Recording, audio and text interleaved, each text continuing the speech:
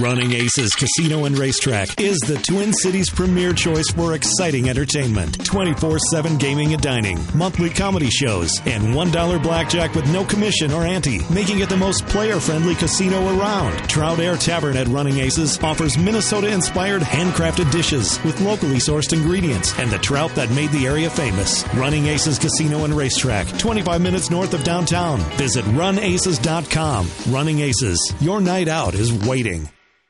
TCL is a proud sponsor of the 1500 ESPN studios. TCL, America's fastest growing TV brand. Minnesota Vikings, the NFL, football, yeah, football. Welcome to Purple Podcast.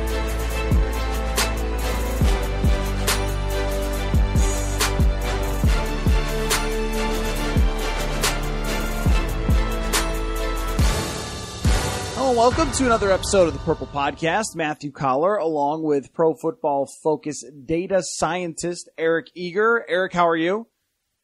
I'm doing well, man. Week 5 already. I know. It's flying by. So I wrote a piece this week, if people want to check it out, at 1500ESPN.com about offensive linemen and how they are losing the battle for giving up pressures to defensive linemen. And I went through the process of how they're dealing with that. But Eric, do you notice that the defensive linemen are winning now more than ever? Because when I look at the Vikings schedule, especially these first 5 games, it's just talent after talent after talent, especially on the interior. But now they play the Eagles, where it's all across the line, and they've got 4 starting defensive ends. What has been the impact of so much talent on the defensive line and not as much so on the offensive line? Yeah, I mean, I think it's the positional battle where the athletic mismatch is is pronounced the most in the entire, game of football, right? You just think about the kind of physical specimen that somebody like Daniil Hunter is, versus, and no offense, but somebody like Mike Remmers or Riley Reed, one of the guys that could probably play more than just the position he's playing in the NFL, defensive end. The left tackle, I don't think that their skills translate to anything but left tackle, right? So, it's an athletic mismatch. The interesting thing, and you wrote this in your article, which I thought was great, was, we track, PFF, but also, the next gen people, everybody, we track pressures, we track how often somebody's winning at pass rushing, all that kind of stuff. And, offensive linemen have gotten worse, and it's precipitous since the CBA agreement in 2011, which I think is, coincides with what a lot of linemen think. But it hasn't really affected the passing game, right? We've seen, if you just look, for example, at the Vegas over-under for the NFL, that's gone up every single year since 2011. So offenses are scoring more despite the fact that their offensive lines are weaker. And I think it's just because, teams are able to mitigate some of those things by throwing more quickly, by using play action, which I think actually helps their offensive linemen despite, developing, slower. I think what it really shows is that the stuff on the interior really does matter, but it's a third or fourth order thing because, you can scheme it away with coaching. You could scheme it away with throwing quickly. Or your receivers just getting open. As we saw with Minnesota, Aaron Donald had 13 pressures against Kirk Cousins the other night, but Kirk Cousins had a great game because their wide receivers won all those battles on the outside. But I thought it was really interesting that the number of sacks is not up. It's kind of about equal, but the pressures are the thing that are happening more and more often. So even though offensive linemen are getting beat more often by these great defensive linemen, it's very much what you're saying is that offensive minds, offensive coordinators are finding ways to scheme to make sure that even if there's pressure there and even though they're getting beat, they're still getting the ball out. And I think that this week will have to define that for the Minnesota Vikings. And last week did too. I mean, when Aaron Donald is just blowing up Tom Compton and there's, maybe 1.5 seconds to drop back, Kirk Cousins had to get the ball out a number of times with a man in his face. I'm wondering how you look at a play like that from the is it a pressure or is it not a pressure type of grading for PFF or tracking. Is just there was a throw on like a 7-yard out route to Adam Thielen where it's a great throw by Kirk Cousins. There's a man right in his face. He's being pushed right back into him, and he's got to make that throw. I don't think that's technically a pressure, but it was one of those where he's got to make a great throw from a guy being his own lineman being pushed back into his face. I mean, how do you kind of quantify that? Yeah, I mean, that's a great idea. So, and you're right about sacks, right? Sacks have been pretty, at the league level, been pretty stable. Weirdly, at the player level, pressures predict sacks better than sacks predict sacks. So that's also one of those things where, because we always think about data fidelity. Are we tracking pressures the same that we did before? And when we've looked at stability analysis, we are tracking pressures the same. They're just happening more often. I think from that perspective, I do think that, we basically define it as moving the quarterback off of his spot. So there could be plays where the offensive lineman is beat, and the guy is charging towards the quarterback, gets the ball out too quick, he gets the ball out quick enough. That would not be a pressure. However, we do chart that as a block beaten for the offensive lineman. So we would give the offensive lineman a negative grade despite the fact that the ball got out, before a pressure occurred. And I think that that's probably what we would say on that play you defined. It's not a simple pass by Cousins, and it's kind of in that intermediate area, but we would dock the offensive lineman and give the defensive lineman some credit, even though the process was good, but it didn't really affect the play as much as like a traditional pressure.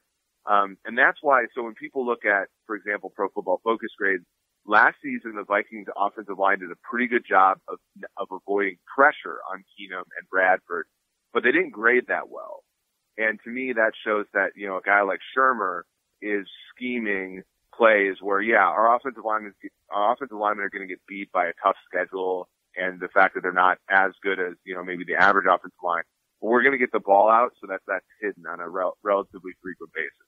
I don't know if you remember this right offhand, but am I wrong in remembering the Vikings offensive line getting off to a pretty good start and then having Riley Reif get dinged up and play hurt for most of the year? Nick Easton missed some games, and then they had to shuffle around a little bit because 5-6 week mark, I remember writing and probably using PFF stats about them being much improved and then falling off, and then this year they're even worse than at any point they were last year.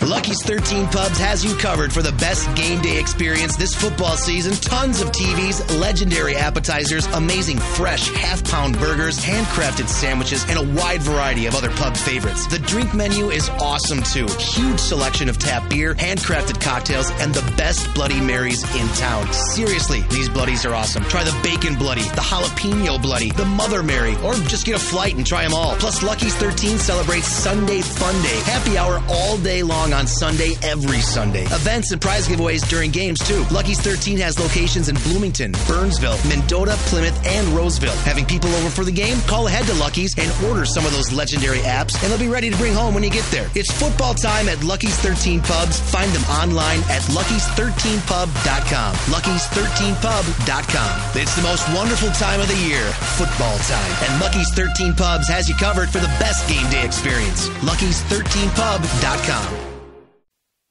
Yeah, no, Remmers had a good first 5 or 6 weeks, and then he got injured, and then he wasn't the same. Rashad Hill was kind of, I think he had a couple good games early and then struggled.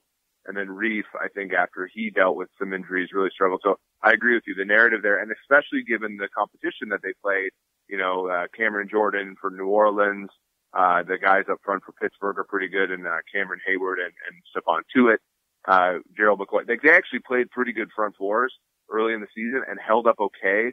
And then I think there was also some of this. So Keenum was very good at avoiding pressure, but he was also very good at fighting pressure too. So I think also Keenum becoming more comfortable, I think his guard down a little bit as the season progressed, also contributed to that. So yeah, you're absolutely right. They started the season off pretty good, and then as the season progressed, I think Shermer was doing a better job of, I think, mitigating pressures when their offensive linemen were beat, and we didn't see the effects as much as we're seeing it now. I think Kirk has a difficult time relative to Keenum of feeling pressure, and so we're seeing a little bit of those effects, even though he still, played reasonably well, except for the Buffalo game. I think that was the perfect way to describe Case Keenum just overall, that he He was really good at avoiding pressure, really good at inviting it, and the same kind of went for.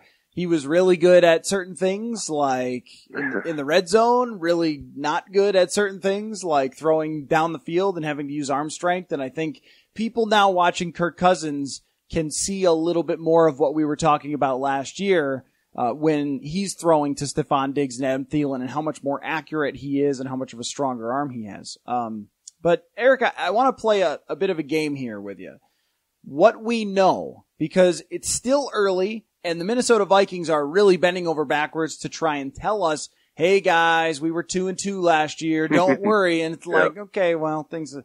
So I want to go through some things that I think I know, and that goes for the Vikings and for the league at large, and we can go back and forth on things that we think we know. So starting with the Vikings offense, I think that I know that it's going to be a real struggle to run the ball all year long. That it's never going to be like it was last year where they pretty consistently ran the ball and had quite a bit of success. And I also think I know none of that will be Dalvin Cook's fault.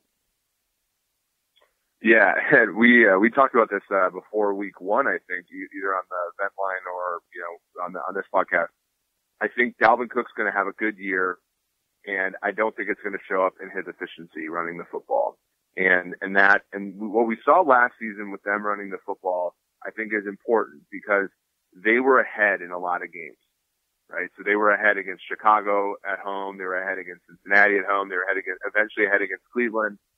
They were running the ball well in many ways because of the game script, as opposed to how good Latavius Murray was or how good McKinnon. McKinnon had a great season last year, but like they're playing different game scripts now. Against the 49ers, they were ahead, so that was something, right? And they ran the ball marginally better in that game, although not great.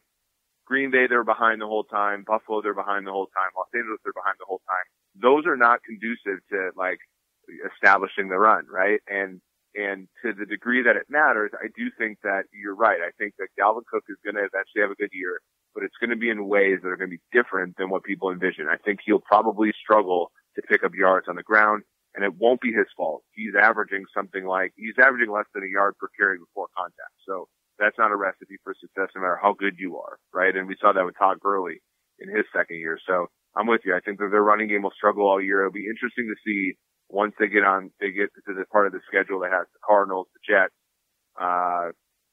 Now that the Bears are good, it doesn't seem as easy. Miami later on, once they get into those types of games, what the running game will look like. Okay, what do you think you know about the Vikings offense?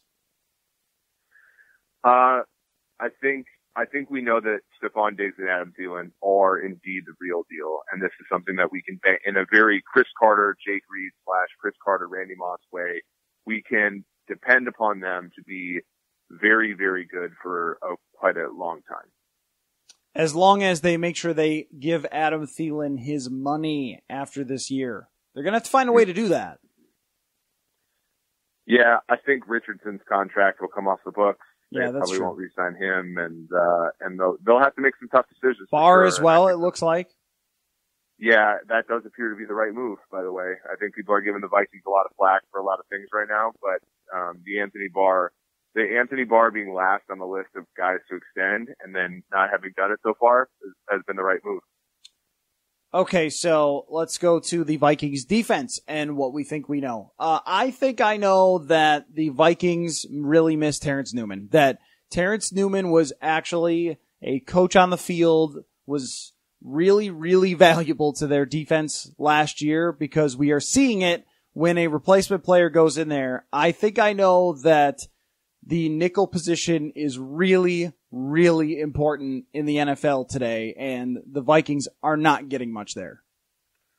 Yeah. But for the rest of the year, I mean, this is going to be a problem. I think I know this is going to be a problem for the rest of the year, this nickel spot. Sorry, go ahead. Right, and it was a problem last year, except for Newman came in and patched it up sufficiently, right? I mean, that was huge, and, kudos to you, and, every time we've talked on the podcast, we said defense is unstable. Defense is not a variable that you can lock in and say, well, you're taking the league's best defense and you're adding Kirk Cousins. Like, right? We curbed against that, and I think so far it has bared out. I don't think the talent level on the Vikings defense is terrible. I don't think anything, of that sort. I just think things happen, right? And those things are things called Everson Griffin, his situation, Eric Kendricks taking a step back. And then lastly, Terrence Newman, right? Eventually Terrence Newman was going to retire, and then you had to figure it out. When I was preparing to watch, preparing for the Rams-Vikings game, I watched the Rams-Vikings game from 2017, and there was a play in that game where Terrence Newman literally picked Mackenzie Alexander up and pushed him into a blitz. Yep, and it caused Jared Goff to get off his spot and have to throw the ball away on a key third down. Those things are not happening with Mike Hughes and Mackenzie Alexander and Trey Waynes, and all those guys are probably good if you have that glue there, but in a vacuum, I think that they're going to struggle. I'm with you. I think we're going to, after this week, and possibly even this week, because I think Philadelphia struggled offensively, we're going to start to see Minnesota hit its stride defensively, but it will always be something in the back of our heads where we're thinking, if they have to face Drew Brees, they have to face Aaron Rodgers, they have to face Matthew Stafford twice, even a Chicago offense that might hit its stride soon, it's always going to be in the back of our head that they could fail in a big spot. And I don't think that was in many that was why the NFC Championship game was so surprising last year. Yeah. Is that was in nobody's mind. So what do you think about the Vikings defense? I think their linebacker situation is a lot more tenuous than people gave it credit for. Eric Kendricks is a guy who I think has been a little bit overrated. I think he's a good football player, but so far he has really struggled in a lot of aspects of the game. I think he's not the big thumping, run stuffing linebacker that people associate with that middle spot, but he has struggled in coverage this year. And then obviously Barr, I think, has just been put in a lot of precarious situations, which I don't think are necessarily his fault all the time, but I do think that spot is going to be a problem for the Vikings all year. I think that playing two linebackers in every situation is a bad idea. That it changed really quickly where you could get away with it last year, but you can't get away with it anymore. And I asked Mike Zimmer if he would ever tell his linebackers not to bite on run with play action, and he just said flat out no. And I was like, okay, well, then you're going to have to change some personnel then, because having the two linebackers out there, that's all that opposing teams are going to do when so many other teams are playing dime packages against these teams that throw all the time. They're just going to keep attacking your linebackers. Right. And not only, so you bring up a terrific point, because when people talk about play action, they're like, well, why is play action so effective? And it's not because of how talented the running game is, right? We look at, actually, we did a video on this on YouTube for PFF this week about the top and bottom play action passing teams. And I think of the bottom 5 or 6 play action passing teams this year, there were Fournette, Barkley, and Michelle, so first round running backs, and it doesn't seem to matter. But you think about okay, if play action is going to make linebackers bite regardless, why is that the case? And I think, if we think about when these guys grew up playing football, maybe early 2000s, late 90s, maybe mid 2000s, who was the MVP of the league during those times? Terrell Davis, Sean Alexander, even Sean Alexander, and these things are ingrained, right? Football is a fast game. It's really difficult to be like, listen, you've played this way your entire life, but now we're not going to care about what the guard's doing. We're not going to care about the play fake to the back. If you guys are just going to drop, and if the run comes up the middle and you guys give it 4 yards a pop, actually that's a good thing, guys.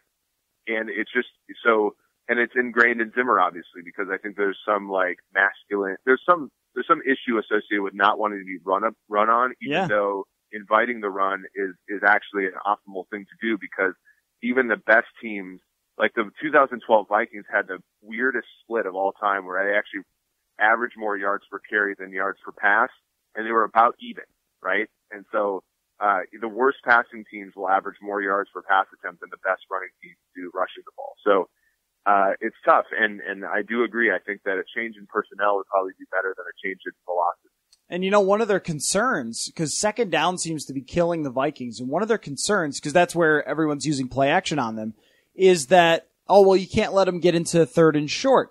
And I guess my retort there would be, and have someone run right at Linval Joseph for a 0-yard gain. like happens all the time. Like actually, anytime you can get them to a third down, you're in pretty good shape. So if they have to run twice to get 3rd and 2, you should feel pretty good about that because you're still going to stop them and get the ball back half the time as opposed to, say, them hitting a 70-yard pass for a touchdown. So, I mean, yeah, I don't know. It was really, sometimes with Zimmer, he just doesn't want to talk about something and he'll just give you an answer like that. But I think if you're not considering that, then you're not making the necessary changes to stay ahead. And that's one thing about as far as thing we know, thing we don't know. Here's what I don't know. I don't know if Zimmer is going to make the necessary adjustments to stop the bleeding here. I really don't.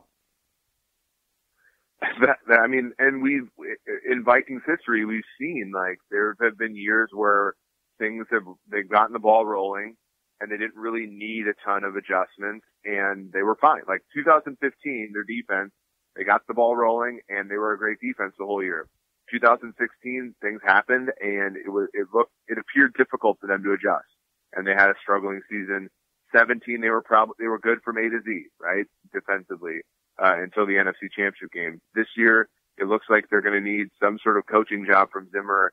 And yeah, that's something I don't know either. I would say, again, their schedule lightens up here, but if they start 1-3-1 with Chicago at 3-1, Green Bay, looking okay so far, it's going to be an uphill battle for them. All right. Thing you know about the Vikings kicking. No, I'm just kidding. We never know about the Vikings kicking. Just give me the thing that you know about the NFC at large. The NFC at large is far weaker than we gave it credit for before the season. Mm-hmm. Yeah, I'll agree with you there. I mean, we spent a lot of podcasts talking about how, Detroit could actually be better because they have a new coach, and so far that hasn't happened. And hey, Atlanta, they should bounce right back, which their offense has, but not so much their defense, which has had everyone get hurt. And the NFC West was supposed to be a lot tougher, but Jimmy Garoppolo is out, and Seattle is still a very messy team. The Giants have been putrid.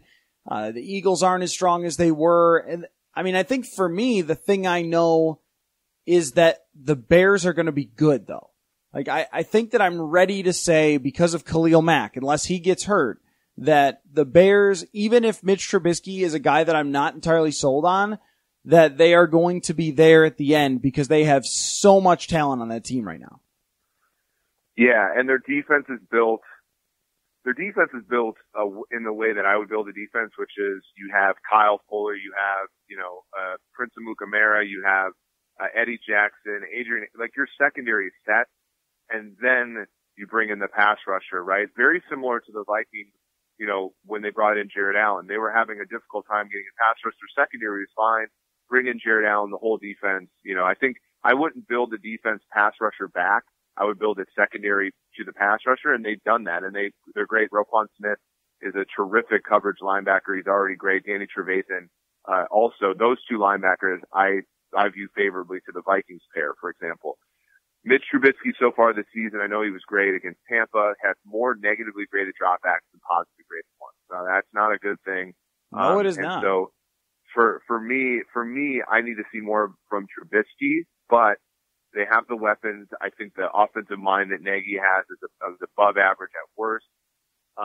What's interesting about the Bears is I think that they could be a team that is very interesting moving forward, because basically when they made the Khalil Mack trade, they said, we have to push all of our chips into the Mitch Trubisky bat, because if he stinks, they have no first round picks for the next 2-3 years. And they have no ammunition to move up and to take a quarterback anywhere but possibly the middle of the first round, which nobody does that anymore. So there's a ton of pressure on Trubisky. And so I find that team extremely interesting. I'm with you. They have a bottom, I think, 10-5 schedule left this season so far, according to our metrics, whereas the Vikings, the Packers are sort of in the upper half, maybe even the top 10. So I do think from the perspective of the NFC North, Chicago's the favorite right now. And I, not just because the record's higher, but because of the way the fundamentals stack up against Green Bay and against Minnesota. I think Minnesota has something like a 20-25% chance of winning the division, which, that's something that's, I don't think people expected when they went all in on Kirk Cousins and they, brought the whole defense back. So I've got it. Mitch Trubisky gets hurt week 17. They sign Sean Hill out of retirement, and he leads them to championship glory. Jay Cutler. Finish the deal, Jay.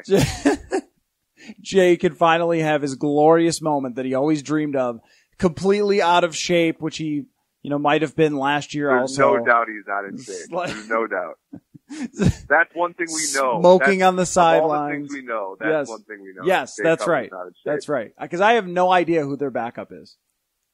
I mean, it's not Mike Chase Daniel, the smartest guy in the history of the world. The modern Coy Detmer. Maybe he's a good holder. So. Yeah. All right. Well, anyway, thank you, Eric, for your time. I never give you a chance, and I'm sorry, I don't know why I've never done this, to promote the podcast that you are on. Do you do it, weekly? Yeah, so we have my colleague George Shahuri and I have a podcast called the PFF Forecast. We do one every Thursday. It's on YouTube, but it's also on iTunes and Podcast One, and then every Sunday night, we record one at about 3 a.m, and it goes up Monday morning to talk about what just happened. So we have 2 a week.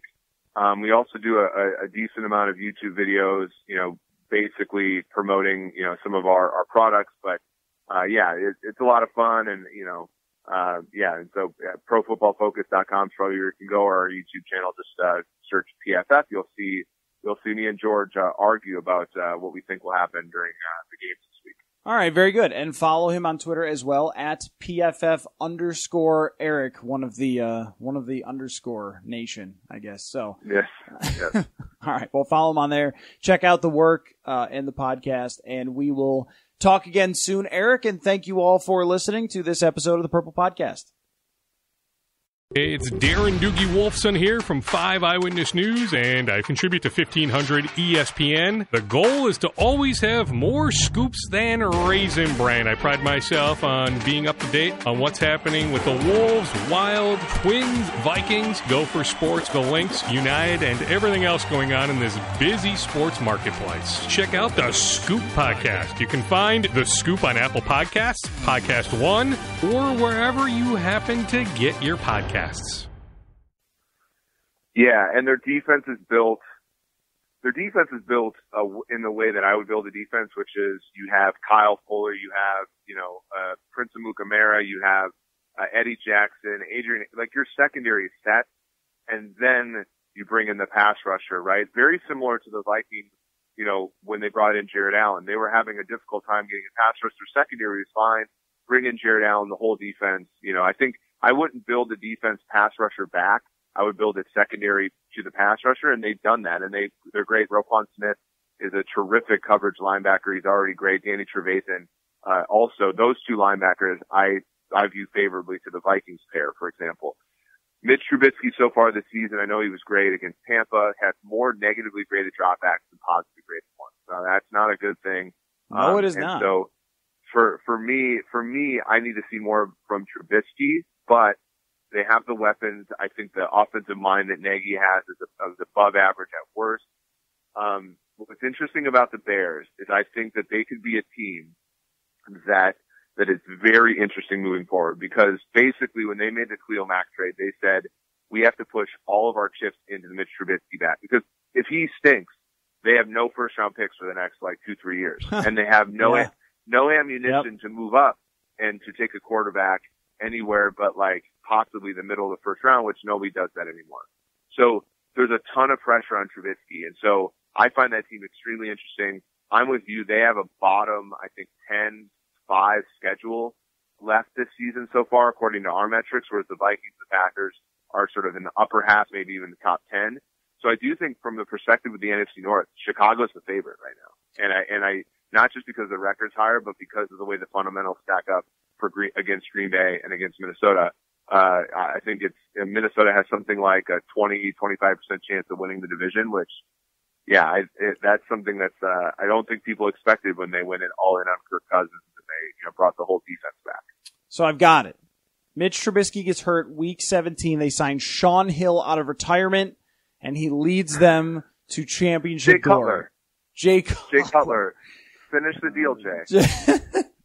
Jay can finally have his glorious moment that he always dreamed of, completely out of shape, which he, might have been last year. There's also. no doubt he's not in shape. There's no doubt. That's one thing we know. Smoking on the sidelines. All the things we know. That's one thing we know. Yes, Jay that's Cutler's right. That's right. Because I have no idea who their backup is. I mean, it's not Mike Chase Daniel, the smartest guy in the history of the world. The modern Coy Detmer. Maybe he's a good holder. So. Yeah. All right. Well, anyway, thank you, Eric, for your time. I never give you a chance, and I'm sorry. I don't know why I've never done this, to promote the podcast that you are on. Do you do it, weekly? Yeah, so we have my colleague George Shahuri and I have a podcast called the PFF Forecast. We do one every Thursday. It's on YouTube, but it's also on iTunes and Podcast One, And then every Sunday night we record one at about 3 a.m, and it goes up Monday morning to talk about what just happened. So we have 2 a week. We also do a decent amount of YouTube videos, basically promoting, some of our products, but it's a lot of fun, and and so profootballfocus.com is probably where you can go, or our YouTube channel. Just search PFF. You'll see me and George argue about what we think will happen during the games this week. All right, very good. And follow him on Twitter as well at PFF_Eric, one of the underscore nation, I guess. So yes. All right, well, follow him on there. Check out the work and the podcast, and we will talk again soon, Eric. And thank you all for listening to this episode of the Purple Podcast. There's nothing more predictable in life than the unexpected. Lightning will always strike. Hail will fall on roofs. Fortunately, there's AAA. AAA has been helping members stay prepared for over 100 years. So when unusual storms, fallen debris, or sudden leaks happen, you'll be covered. Check, check, and check. Get an insurance checkup to make sure you have the home and auto coverage that's right for you. Visit AAA.com/checkup or stop by your local AAA store. Napa know-how. It takes a lot to get excited about a bag, but most bags can't save you 20% on parts and accessories. That's 20% off brake pads, 20% off oil filters, 20% off virtually anything you can fit inside the 99-cent Napa reusable bag. So tell your buddies there's a bag they just have to check out. Quality parts, helpful people. That's Napa know-how. Napa know-how. At participating Napa Auto Parts stores while supplies last. Minimum 3 items. Exclusions apply. Offer ends 10/31/18. The verdict in Chicago. I'm Ed Donahue with an AP News Minute. We, the jury, find the defendant, Jason Van Dyke, guilty of second-degree murder. A jury convicted white Chicago police officer Jason Van Dyke in the 2014 shooting death of black teenager Laquan McDonald. And that is what it sounded like outside the courthouse in Chicago. It's the first time in half a century a Chicago police officer has been convicted of murder for an on-duty death. Former Marine Andrew Urdalis, a man convicted of murdering 5 women over a 9-year period in Southern California, has been sentenced to death. Kirby Wallace, a multiple murder suspect who led Tennessee law enforcement on an intense 7-day manhunt, was captured without a struggle this morning in a wooded area about 2 hours outside of Nashville. A man who was a sharpshooting Vietnam veteran ambushed police officers, according to police, coming to his South Carolina home to question his son. I'm Ed Donahue.